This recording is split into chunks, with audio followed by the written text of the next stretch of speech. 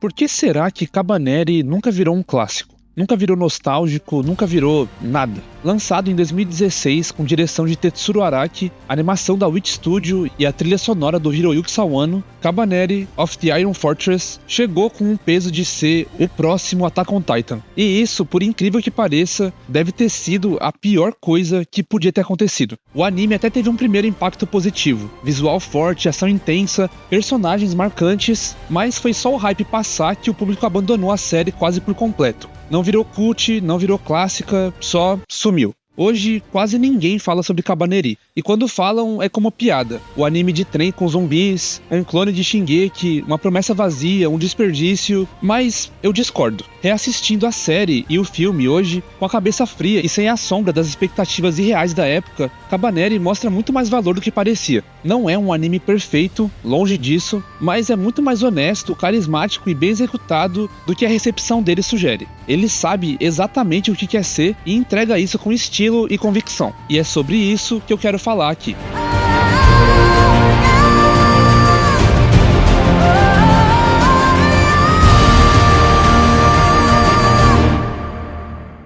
A história se passa num Japão alternativo devastado por uma epidemia de criaturas chamadas Kabane, que são, basicamente, zumbis com corações blindados, e por conta disso são praticamente invencíveis. Para sobreviver, os humanos se isolaram em espécies de estações fortaleza, conectadas apenas por trens blindados. E então, nesse mundo, as ferrovias viraram a última linha de sobrevivência da humanidade. O protagonista, Ikoma, é um engenheiro que, após um trauma no passado, tenta criar uma arma capaz de furar o coração dos Kabane. Num fatídico dia, depois de ser mordido, ele consegue impedir que a infecção se espalhe completamente e se torna um Kabaneri, que é uma espécie de híbrido entre humano e Kabane. E agora, junto com Mumei, outra Kabaneri que foi treinada desde criança como uma arma viva, e toda a tripulação do trem Kotetsujo, eles cruzam esse mundo devastado tentando sobreviver não só aos monstros, mas também à desconfiança dos outros humanos e à estrutura social que insiste em repetir os mesmos erros do passado. É uma série intensa e quase sem pausa. Os momentos mais leves aqui são raros e quando aparecem, servem mais para lembrar o quão frágil tudo isso é. Você sente o peso da situação. Os personagens estão sempre exaustos, sujos e desesperados, mas ainda assim continuam em frente. Aliás, para mim, esse é um dos maiores méritos da série. Ela faz você se importar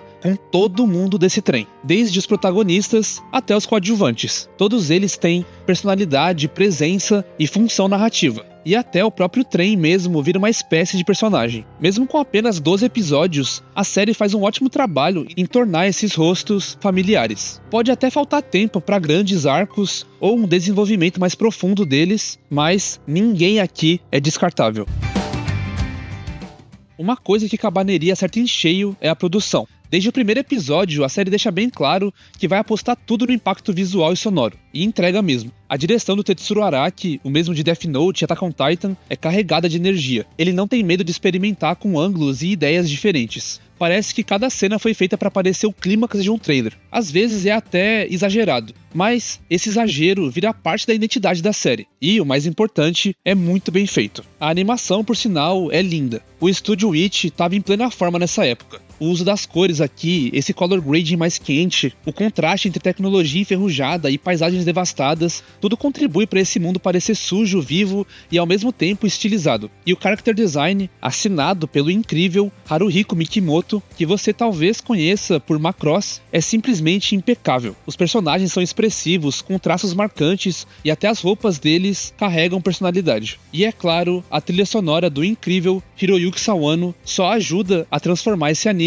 em um espetáculo. Não tem sutileza nenhuma. E não é pra ter. Aqui ele compõe como se estivesse fazendo uma trilha para um filme de guerra. Tem coral, sintetizador, vocal agressivo, percussão martelando na sua cabeça, e a música por muitas vezes dita o ritmo da série. Mas o importante é que funciona. Funciona porque Kabaneri nunca tentou ser um drama introspectivo ou uma história de fantasia política. Sempre foi sobre tensão constante, ação coreografada e personagens muito legais em estado de emergência emocional o tempo inteiro. Até o encerramento, com a música Nine Lie da Aimer e essas artes lindas, reforçam essa ideia de um mundo frágil e cheio de rachaduras. E é um momento raro de respiro poético no meio da pancadaria visual. Do ponto de vista de produção, Cabaneri foi um projeto bem ambicioso e rápido. A série foi anunciada, produzida e lançada num intervalo bem curto de tempo. E isso explica algumas decisões criativas aceleradas e talvez até a falta de continuidade que viria depois. Mesmo assim, dá pra ver que teve muito cuidado envolvido. A equipe sabia o que queria entregar e entregou.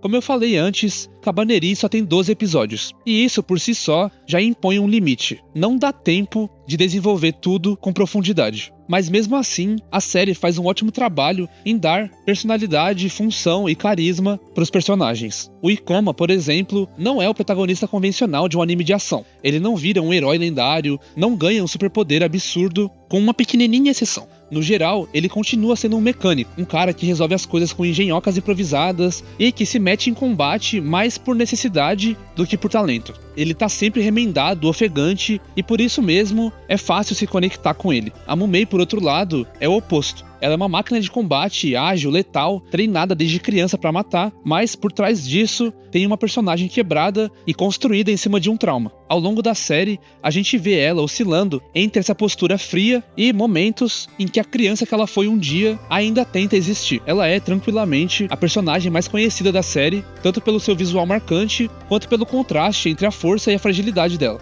E aí tem o Kurusu. Bom, o Kurusu, pra mim, é o melhor personagem do anime. Ele é o tipo que parece clichê no começo, o guarda-costas frio, leal e rígido, mas que vai se abrindo aos poucos. Ele tem carisma, ele tem cenas de ação incríveis, ele solta o cabelo no final, e aí você percebe que sim, talvez você tenha uma leve obsessão por esse homem. É normal, totalmente normal. Mas enfim, além desses, todos os outros também são muito marcantes. Aliás, pra mim, essa é uma das melhores coisas dessa série. Você consegue se importar com absolutamente todo mundo daquele trem. Sobre o ritmo do anime, sim, ele é acelerado, às vezes até demais, mas eu também acho que isso faz parte do charme dela. A série é intensa, cheia de eventos e viradas, e talvez se fosse mais lenta, perdesse um pouco o impacto dela. O único episódio que flerta com o filler é o 7º, mas ele serve bem para dar uma pausa e reorganizar as peças antes do caos que é o arco final. No geral, Cabaneri entende seus limites e trabalha dentro deles. Não dá para construir grandes arcos que nem o Fullmetal Alchemist da vida, mas como eu disse antes, essa nunca foi a proposta. E nesse sentido, ela funciona muito bem pra mim. Só um adendo aqui, a luta no trem, no episódio 6, é perfeita. Pra mim, é tranquilamente a melhor sequência da série, coreografia, tensão, trilha, animação, tudo funciona muito bem. E é claro, o Kurusu tá nela, então é perfeito. Mas enfim, chegamos nele, Biba. É, o nome mais difícil de levar a sério e ao mesmo tempo o vilão mais odiável da série inteira. E também é basicamente o único vilão de verdade. Muita gente reclama que ele surge do nada e vira o antagonista principal rápido demais. E sim, ele aparece, mostra a cara e em questão de minutos você já quer socar ele. Mas isso pra mim, nesse caso, é muito mais mérito do roteiro do que um erro em si. O Biba não é um vilão profundo. Ele não é complexo nem misterioso, ele é simplesmente um grande filho da puta com presença. E funciona. A série nem tenta te convencer aos poucos. Ela só joga a motivação dele na sua cara e deixa bem claro, esse aqui é o problema agora. E ele é perigoso não só porque ele sabe lutar, mas porque ele manipula, mente e não liga de verdade pra ninguém. Ele queima tudo ao seu redor, inclusive a Mumei, que é sua própria irmã. O impacto dele vem justamente da rapidez com que ele vira o centro do caos. Ele chega e desmonta absolutamente tudo que os personagens estavam construindo, e representa exatamente o tipo de poder autoritário e destrutivo que o anime vinha sugerindo desde o começo, mas que ainda não tinha mostrado com clareza. E sim, o nome Biba é hilário, e toda vez que alguém fala sério sobre ele é impossível não rir.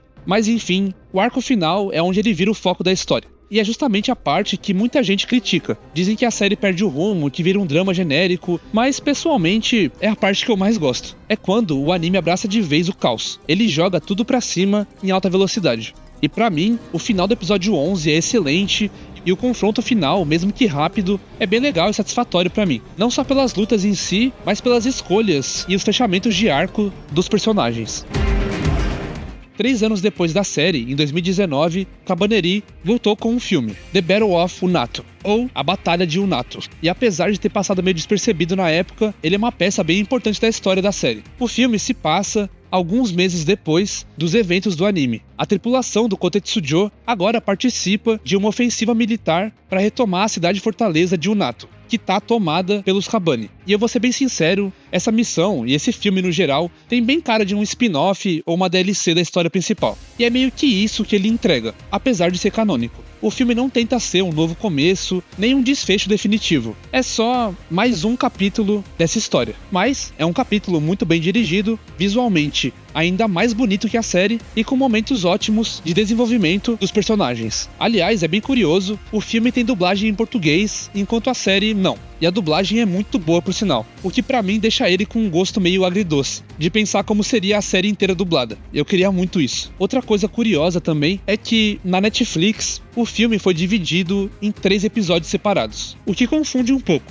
porque narrativamente e de estrutura ele funciona muito melhor como um filme mesmo. Mas enfim, se tem uma coisa que esse filme acerta em cheio é o ritmo. Ao contrário da série, que mal tem espaço para respirar, o Nato tem bem mais pausas. Dá mais tempo de ver os personagens interagindo fora de combate, reforçando relações e mostrando um pouco mais do lado humano dessa galera cansada de guerra. É claro, o filme também tem seus probleminhas. Pra mim, o pior deles é o vilão, que só aparece de verdade nos últimos 20 minutos, depois de um foreshadow quase invisível no começo do filme. E é claro, também tem o fato do Kurusu, o melhor personagem, mal aparecer no filme. E, por fim, tem aquela cena peculiar em que o Ikoma chupa o sangue do sovaco da Mumei. Mas, no fim das contas, o Nato não é um fechamento épico, mas é um fechamento emocional. Ele reafirma o tom da série, mostra que esses personagens ainda têm um caminho a percorrer e encerra num ponto que, embora não seja o fim da história, funciona como uma despedida honesta. É mais como um último passeio com essa tripulação que a gente aprendeu a gostar. No fim, Kabaneri of the Iron Fortress não é um anime perfeito. Tem furos, tem exageros, tem um ritmo que nem sempre acerta, e sim, tem um vilão chamado Biba, o que por si só já complica qualquer discussão séria sobre ele. Mas mesmo com tudo isso, ele é muito mais do que o público enxergou na época. O problema nunca foi exatamente o anime, foi o peso que jogaram em cima dele. Ele saiu num momento em que a comparação com Attack on Titan era inevitável, apesar de eu não concordar com ela. E isso criou uma expectativa injusta de profundidade, mistério e construção de mundo, quando na verdade Kabaneri sempre quis ser outra coisa. Uma história direta e intensa, visualmente estilosa, sobre sobrevivência, medo e os laços que se formam quando o mundo inteiro tá caindo aos pedaços. E, pra mim, dentro dessa proposta, ele acerta bastante. Os personagens são carismáticos, o design é memorável, a trilha sonora carrega tudo com força, a direção é energética, corajosa e sempre aposta alto, e você pode até não amar a história, mas com certeza vai lembrar da sensação de assistir ela. E isso, pra mim, vale muito. Kabaneri não merecia o esquecimento em que caiu. É o tipo de obra que não tenta ser mais do que é, mas que também é muito mais do que parece à primeira vista.